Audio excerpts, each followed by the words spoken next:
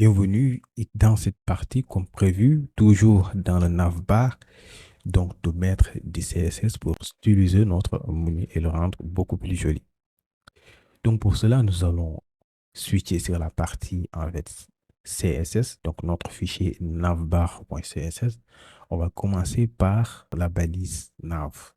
Donc on mettra ici nav ici. Donc pour la largeur width, donc on va dire que c'est 250 pixels par rapport à la largeur du parent. Donc le height, la largeur, c'est comme en fait la partie main.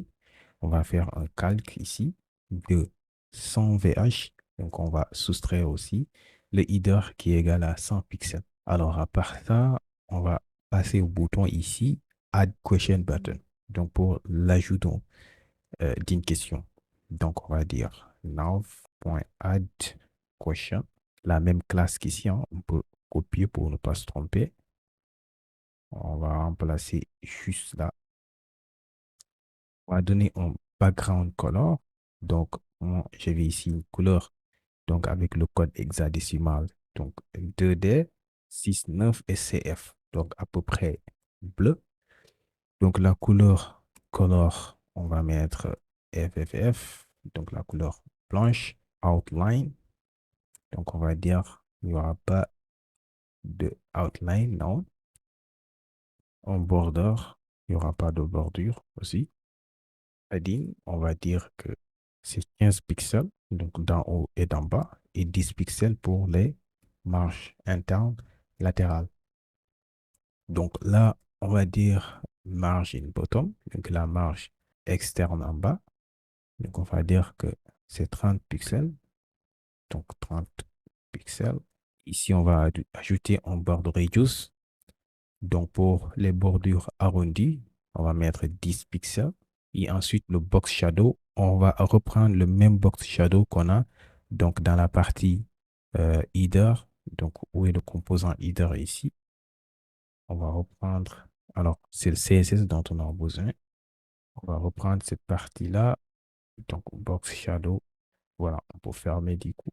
Et voilà. Donc, la largeur du bouton width, on va mettre 100%, donc 10 par an. C'est-à-dire 100%, ça va prendre tous les 250 pixels, donc excepté les marges externes. Cursor, on va mettre pointer. Donc quand on survole le bouton, donc on pourra le cliquer. Du coup, à partir de là, quand on revient sur le navigateur, du coup, on n'a rien. Pourquoi? Parce qu'on n'a pas importé en fait donc le fichier CSS dans notre composant. On va mettre import. Donc là, on va mettre point navbar CSS. Alors, c'est le fichier CSS dont on aura besoin. Voilà. On enregistre, on revient sur le navigateur, donc on a notre bouton qui ressemble à ça. Donc plutôt cool, non? Donc, on va faire pareil pour le reste. On va d'abord styliser en fait donc notre navbar. On revient dans notre éditeur de code. Ici, on va dire nav.widescreen. Donc on va reprendre ceci, notre classe widescreen. Et ensuite, on va cibler en fait le conteneur UL. Donc, on va dire UL, la largeur width, on va mettre 100% du parent, donc 100% des 250 pixels. On va donner des marges externes. D'abord, les marges d'en haut, on va dire que c'est 100 pixels, la marge d'en haut. Ensuite, celui d'en bas, on va dire que c'est 0 pixels. Donc, les marges latérales, on va dire que c'est 10 pixels et 10 pixels. On va aussi ajouter des box shadow. On va reprendre ça, mais avec des valeurs différentes. Donc là, on va remettre d'autres valeurs, hein. Ici, au lieu de 0, on aura 2 pixels. Ici, au lieu de 6, on aura 1 pixel. Ici, au lieu de 5, on aura 13 pixels ici. Et l'autre, on laisse à 0. Donc, la couleur aussi va changer. Donc là, on va mettre notre code. On aura 8B A et 8B aussi. Voilà. Ensuite, on va donner un border radius, donc qui va être égal à 10 pixels. Donc, voyons voir ce à quoi ça ressemble. Donc, on a quelque chose qui ressemble à ça. C'est plutôt joli, non? par rapport à ce qu'on avait au début, on a le bouton qui est bien placé. Donc, on va revenir maintenant sur ces boutons-là. Donc, on va aller styliser donc, comme on le souhaite. On revient toujours dans notre éditeur de code, toujours dans la partie CSS. Donc, ici, on va ajouter dans notre LI une classe, on va dire class name. Donc, c'est Monio item. Maintenant, dans la partie CSS, on va reprendre ça là, donc UN, jusque là, et on va ajouter maintenant LI point. Donc, ce qu'on vient de créer, le menu item, cette classe-là. Donc, juste là.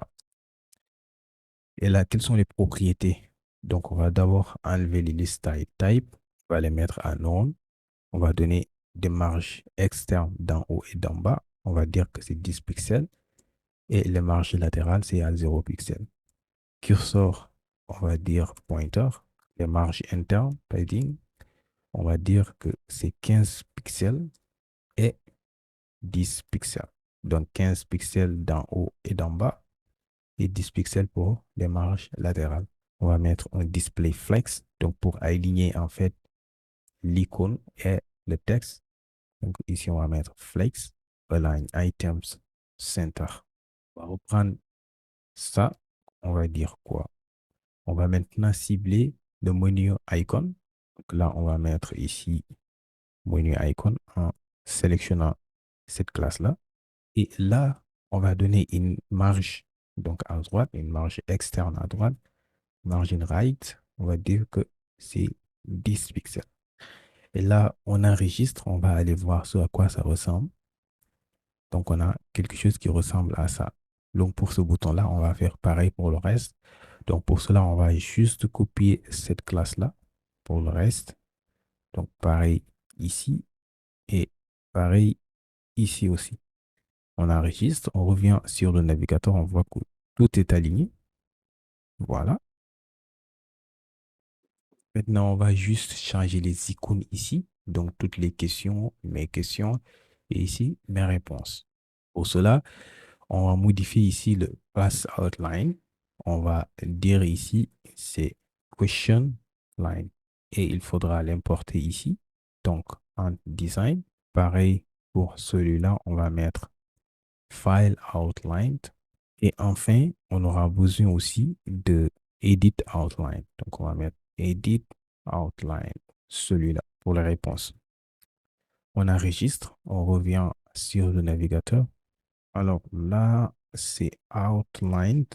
Donc, on mettra ici outlined. On enregistre.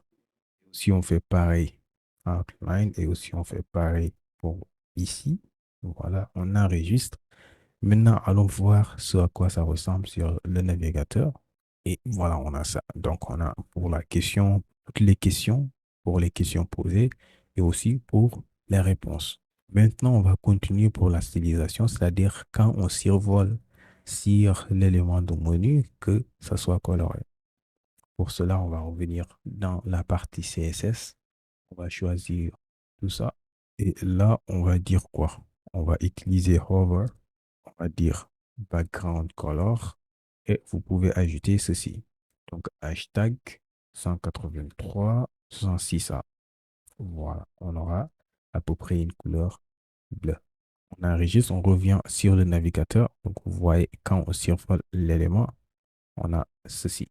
Maintenant, on aimerait aussi, quand on clique sur l'élément, donc que la couleur bleue reste pour indiquer que c'est l'élément qui a été cliqué. Voilà. Donc, on fera ça donc dans la prochaine session.